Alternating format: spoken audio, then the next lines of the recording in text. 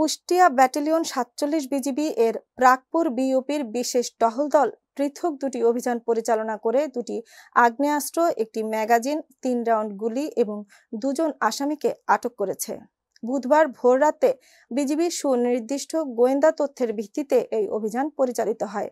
Battalion অধিনায়ক lieutenant colonel Mohammad Mahmud Morshed Rahman PSC এর সার্বিক তত্ত্বাবধানে ও দিক নির্দেশনায় এবং হাবিলদার মোহাম্মদ কুদ্দুস ফকিরের নেতৃত্বে প্রাকপুর বিইউপির একটি বিশেষ টহল দল অভিযান দুটি পরিচালনা করে।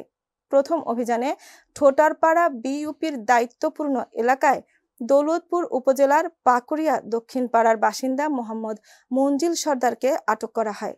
জিজ্ঞাসাবাদে সে তার বাড়ির উঠানের গোয়ালঘরে অস্ত্র লুকিয়ে রাখার কথা স্বীকার করে। পরবর্তীতে সেখানে তল্লাশি চালিয়ে একটি শর্টগান ও একটি রাউন্ড গুলি উদ্ধার করা হয়। পরবর্তীতে মঞ্জিল সর্দারের দেয়া তথ্যের ভিত্তিতে দ্বিতীয় অভিযান পরিচালিত হয়।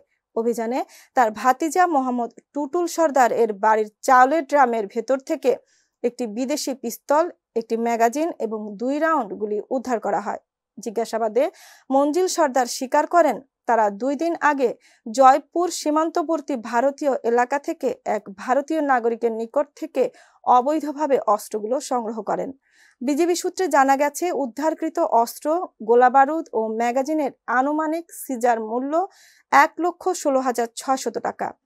আটককৃতদের বিরুদ্ধে মামলা দায়ের পূর্বক দৌলতপুর থানায় হস্তান্তরের প্রক্রিয়া চলমান রয়েছে। এছাড়া ভারতীয় অস্ত্র পাচারকারীদের সম্পর্কেও বিস্তারিত তথ্য সংগ্রহে বিজিবি কাজ করছে। কুষ্টিয়া ব্যাটালিয়ন ৪৭ বিজিবি জানিয়েছে, সীমান্ত এলাকায় মাদক ও অবৈধ অস্ত্র রোধে তাদের অভিযান ভবিষ্যতেও অব্যাহত থাকবে।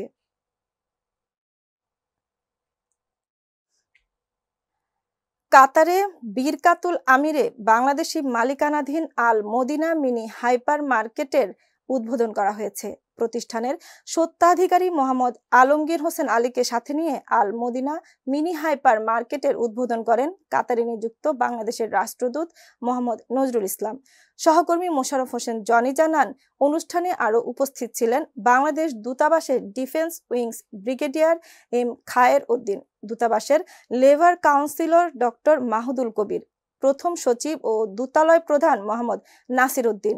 মানসম্মত, স্বাস্থ্যকর ও হালাল খাবার পরিবেশনের উপর জোর দিয়ে অতিথিরা বলেন, মহান আল্লাহ সুদকে হারাম করেছেন আর ব্যবসাকে হালাল করেছেন, তাই হালাল ব্যবসা সর্বদাই বরকতময়।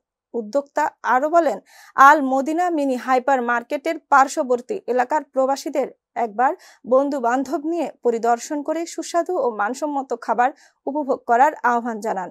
অনুষ্ঠানে আরো উপস্থিত ছিলেন ইঞ্জিনিয়ার আনোয়ার হোসেন আকন, হাজী বাশার সরকার, আব্দুল মতিন পাটোয়ারি, শাহজাহান সাজু সহ আরো অসংখ্য বাংলাদেশ কমিউনিটির গুণী লোক। প্রতিযোগিতার বাজারে ভারতীয়দের সঙ্গে পাল্লা দিয়ে বাংলাদেশি মালিকানাধীন আল মদিনা মিনি হাইপার মার্কেটের ব্যবসায় বিনিয়োগ বাড়াচ্ছে প্রবাসী বাংলাদেশিরা। শুধু তাই নয়, নিত্য প্রয়োজনীয় জিনিসপত্র স্বল্প মূল্যে প্রবাসীদের দোরগোড়ায় পৌঁছে দিতে এই প্রতিষ্ঠানের যাত্রা বলে জানান উদ্যোক্তা মোহাম্মদ আলমগীর হোসেন আলী। বিপুল সংখ্যক প্রবাসীদের মধ্যে বিনামূল্যে নৈশভোজ প্রদানের মধ্য দিয়ে অনুষ্ঠানের পরিসমাপ্তি ঘটে।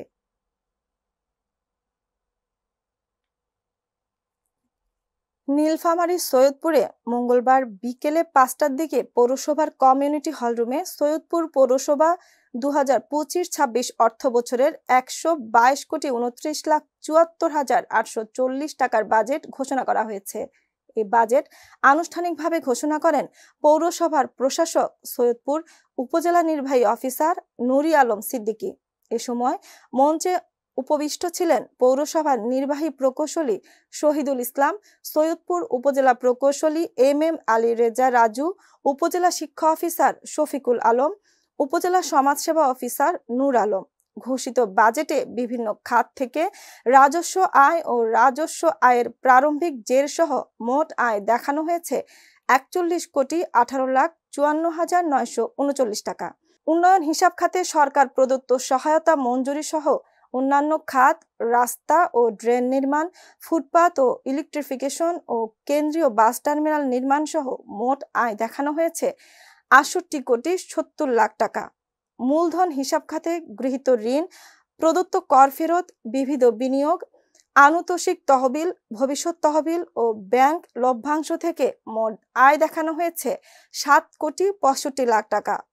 অপরদিকে রাজস্ব হিসাবের খাতে সম্মানী ভাতা, বেতন ভাতা, অবসরপ্রাপ্ত কর্মচারীদের পাওনা, কনজারভেন্সি মজুরি, সংস্থাপন খরচ, শিক্ষা ও সাংস্কৃতিক ব্যয়, খেলাধুলা ও সংস্কৃতি, পৌরবৃত্তি ও গুণীজন সম্মাননা, ঐচ্ছিক তহবিল বা গরিব দুঃখীদের সাহায্য ও অনুদান, মেধাবী ও গরিব ছাত্রছাত্রীদের শিক্ষা অনুদান, অসহায় ও প্রতিবন্ধীদের চিকিৎসার জন্য অনুদান, ধর্মীয় অনুষ্ঠানে অনুদান, প্রান্তিক জনগোষ্ঠীর আর্থসামাজিক জীবনমান উন্নয়নে অনুদান এবং শহরকে পরিচ্ছন্নতা ও সৌন্দর্য বর্ধন, যানবাহন ক্রয়, পানি শাখার খরচ ও তারুণ্যের উৎসব সহ মোট ব্যয় দেখানো হয়েছে 41,18,54,939 টাকা। উন্নয়ন হিসেব খাতে অবকাঠামো উন্নয়ন RUTDP প্রকল্পের আওতায় কেন্দ্রীয় বাস টার্মিনাল, রাস্তাঘাট ও ড্রেন নির্মাণ এবং ইলেকট্রিফিকেশন অফিস ভবন নির্মাণ বা সংস্কার, RUTDP অপারেশন অ্যান্ড মেইনটেনেন্স খাত ব্র্যাক আরবান প্রকল্পের সাথে অংশীদারত্বের ভিত্তিতে রাস্তাঘাট নির্মাণ, জলবায়ু পরিবর্তনজনিত কারণে সোলার লাইট ও ডাস্টবিন স্থাপন, local government COVID-19 response and recovery project, RUTDP প্রকল্পের আওতায় নবনির্মিত সুপারমার্কেটের দ্বিতল, তৃতীয় ও চতুর্থ তলা নির্মাণ ও FSTP সংক্রান্ত আনুষঙ্গিক ব্যয়সহ মোট ব্যয় দেখানো হয়েছে 64,85,00,000 টাকা। এই বাজেট ঘোষণা অনুষ্ঠানে স্থানীয় বিএনপি, জামায়াত নেতৃবৃন্দ, ব্যবসায়ী, সুধীজন, সমন্বয়ক সহ সাংবাদিক কর্মীরা উপস্থিত ছিলেন। নীলফামারীর সৈয়দপুরে মঙ্গলবার সকাল 11টা থেকে দুপুর 12:30 পর্যন্ত ঝুম বৃষ্টিপাত হয়েছে। প্রায় 2 সপ্তাহ প্রখর রোদ ও গরমে মানুষজন অতিষ্ঠ হয়ে পড়লে কদিন থেকে সান্ত্বনামূলক থেমে থেমে ঝিমঝিম সামান্য বৃষ্টির পানি হলেও যেন তেমন কোনো শান্তি পাচ্ছিলেন না এলাকার মানুষজন। বৃষ্টির পানির অভাবে কৃষকরাও হা হুতাশে ভুগছিলেন। কিছু কৃষক তো সেচ যন্ত্র ব্যবহার করে ধানের আবাদ শুরু করলেও সিংহভাগ কৃষকেরা বৃষ্টির পানির অভাবে চরম দুর্ভোগে পড়েন। তাই আজ বুধবারের এই বৃষ্টির পানিতে মানুষজন অনেক শান্তি অনুভব করছেন বলে জানিয়েছেন। এদিকে এরকম বৃষ্টি যদি আবার কয়েক ঘন্টা হয় তাহলে সৈয়দপুর শহরের বিভিন্ন পাড়া মহল্লার রাস্তাঘাট, ড্রেনেজ ব্যবস্থা খারাপের সাথে পানি নিষ্কাশনের ব্যবস্থা না থাকায় মানুষজনের দুর্ভোগ বাড়াবে বলে অনেকে মন্তব্য করেছেন।